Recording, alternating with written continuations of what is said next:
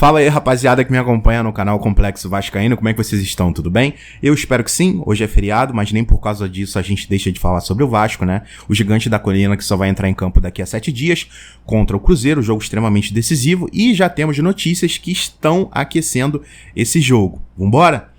A gente lembra, né, da confusão que teve lá entre o jogo Coritiba e Cruzeiro, e o STJD já começa a mexer os pauzinhos, né? Porque a gente quer punição pelo que aconteceu lá. E vamos lá, vamos para a notícia antes de eu emitir minha opinião, né? Que é o seguinte: denunciados no STJD, Coritiba e Cruzeiro correm risco de perda de até 20 mandos de campo. Não há data definida para julgamento, mas a Procuradoria também solicitou liminar para que os clubes sejam punidos preventivamente até o julgamento do caso. A gente voltando um pouquinho no tempo, né? Eu lembro aquela confusão que teve lá no primeiro turno, no jogo entre Vasco e Goiás, onde foi um jogo que a gente teve a queda do Barbieri, foi um jogo onde o torcedor vascaíno já tinha praticamente jogado chapéu, né? Não dava mais, mas graças a Deus depois chegou Ramon Dias, isso, aquilo, e a gente teve a confusão lá na arquibancada, né? Onde o STJD pesou muito a mão, né? O Vasco ficou um mês sem público, e sem falar São Januário, né, que passou de um mês, eles não deixavam o Vasco jogar em São Januário, o Vasco teve que modificar ali São Januário e tal. Então, cara, no meu ponto de vista, a mão do STJD pesou em cima do Vasco, sabe? Mas a gente lembra, cara, que essa situação que aconteceu no jogo entre Coritiba e Cruzeiro, né, a situação foi muito pior, cara. A gente teve uma guerra ali no gramado, cara. A gente teve uma guerra no gramado.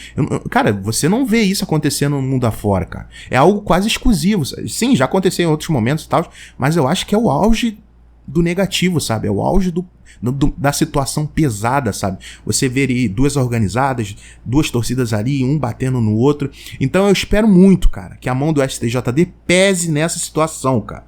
20 jogos, que seja mais, cara. Que seja mais. E eu espero muito ver o Vasco jogando contra o Cruzeiro lá no Mineirão sem torcida, cara. Sem torcida. Pra, no mínimo, a gente olhar para o STJD e falar, pô, ok, vocês pesaram a mão com a gente, mas vocês pesaram a mão ainda mais em outra situação que foi sim pior do que a do Vasco, cara.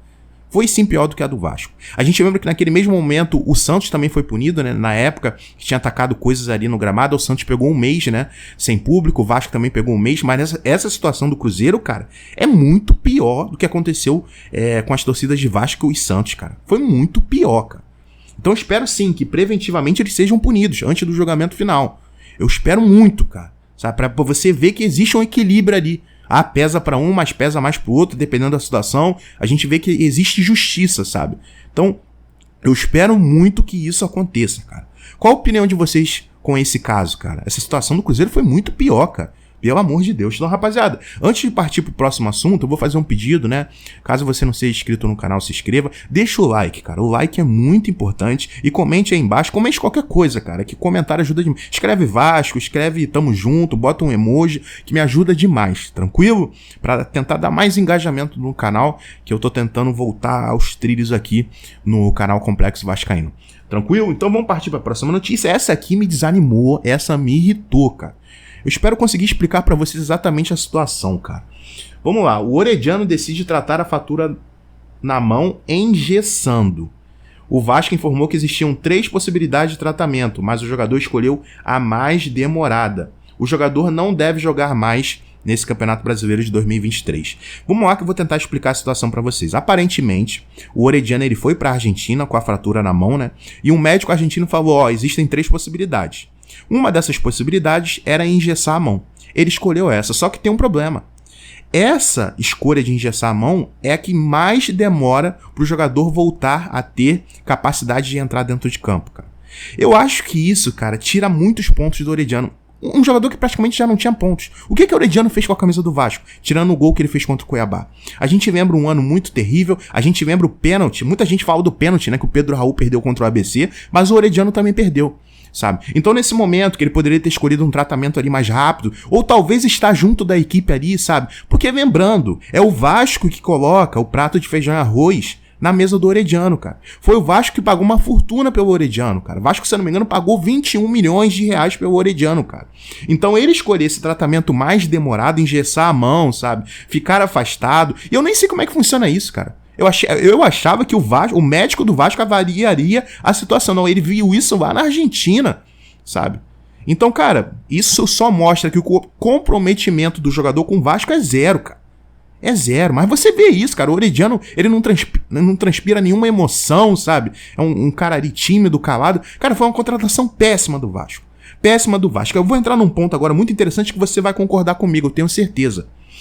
Eu critico vários jogadores do Vasco, cara. Eu critico o Figueiredo, eu critico o Miranda, eu critico o Eric Marcos, eu critico o Robson Bambu, vários jogadores, tanto da base como os bagres aí que o Vasco contratou nesse ano. Mas a gente tem que lembrar de uma coisa, cara.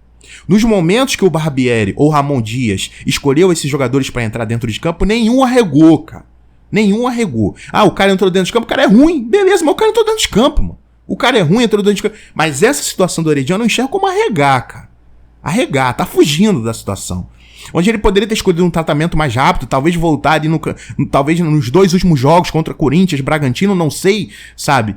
Então, cara, ele decide ter um tratamento ali, o mais demorado, sabe? A gente lembra que engessar tem que esperar calcificar, isso, aquilo. O mais demorado não deve mais jogar nesse ano, cara. Então, cara, foi uma contratação totalmente errada do Vasco, do Paulo Brax, sabe? Um jogador sem comprometimento nenhum com o Vasco. Chegou aqui desanimado, cara. Você vê desânimo na cara do jogador. Parece que ele tá sem alma, cara. É um jogador arregão, cara. Arregão, porque como eu falei pra vocês, Miranda, eu acho um jogador horrível, mas todas as vezes que, Miranda, tu vai jogar, ele entrou. Não jogou nada, mas entrou, filhão. Teve coragem, foi corajoso, sabe? Então, essa situação do Orediano, cara, eu enxergo como canalice, cara.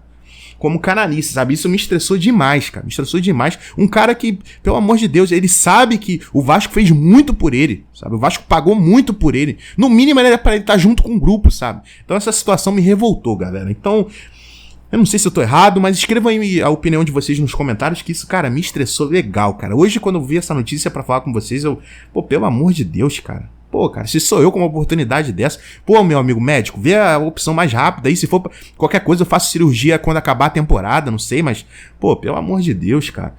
Então, cara, é complicado, cara. Eu espero muito que esse cara não esteja aqui no Vasco em 2024, cara. Eu espero muito. Manda ele lá pra... sei lá, cara. Eu falava muito do Puma, cara. O Puma, pra mim, é o pior jogador do Vasco, isso aqui, mas o Orediano passou. Então, rapaziada, outra coisa agora, tentando aliviar um pouco, né? Uma notícia um pouco mais leve, né? Falando sobre jogadores que são comprometidos com a gente. Que muitas vezes a gente critica, né? Que agora eu vou falar do Gabriel Peck. Muitas vezes a gente critica. Mas, pô, o Gabriel Peck, filho, apesar de todos os problemas, tá a anos-luz de Orediano, cara. Então, ó, é o seguinte. Gabriel Peck vai jogar a partida contra o Cruzeiro. Muito bom. O Vasco entrou em acordo com a CBF, que vai liberar o jogador antecipadamente do período de treinos para o pré-olímpico. Lembrando que o Gabriel Peck está na lista, né, que vai disputar as próximas Olimpíadas com o time de futebol do Brasil.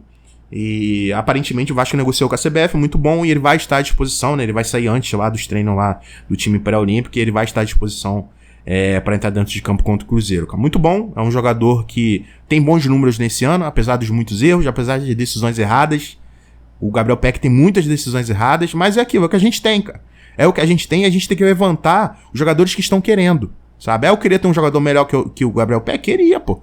Queria, mas é ele que tá lá, filho. Então é ele que eu vou apoiar, entendeu? Então show de bola, espero que ele esteja realmente bem fisicamente e que outros jogadores também voltem e ajudem a gente. A gente lembra que o Rossi ainda tá num momento meio estranho, então que o Rossi esteja fisicamente bem, né, pra entrar no jogo contra o Cruzeiro.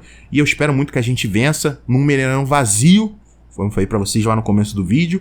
E vamos ver o que vai acontecer, né? Deixa eu ver se eu separei mais alguma coisa pra vocês. Agora é uma questão de... Já começa a borbulhar, né? Contratações pra 2024. O Vasco está sondando a situação do volante Denilson do Cuiabá. Jogador tem 22 anos e estava no Bangu. Antes dele jogar no Cuiabá, ele estava no Bangu. Rapaziada, vocês conhecem esse jogador? Eu, sinceramente... do Cuiabá eu conheço pouquíssimos jogadores. O destaque do Cuiabá esse ano é o Davidson, né? O Davidson. E o que vocês acham? Vocês conhecem o Denilson do Cuiabá? Será que seria uma boa escolha, né? Pelo que eu vi, o Cuiabá estaria pedindo 15 milhões pelo jogador. Eu acho que é muito dinheiro, sabe? E acho que a gente tem uns exemplos desse ano que incomodam um pouco, né? A gente vem na minha cabeça o Pedro Raul, cara.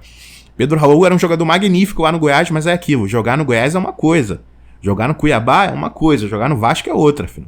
Será que esse Denilson aí conseguiria jogar bem? Talvez igual esteja, pelo que eu vi muita gente falando na internet, apesar de eu não conhecer o jogador, falando que ele tá fazendo um bom campeonato com a camisa do Cuiabá. Eis a questão, né?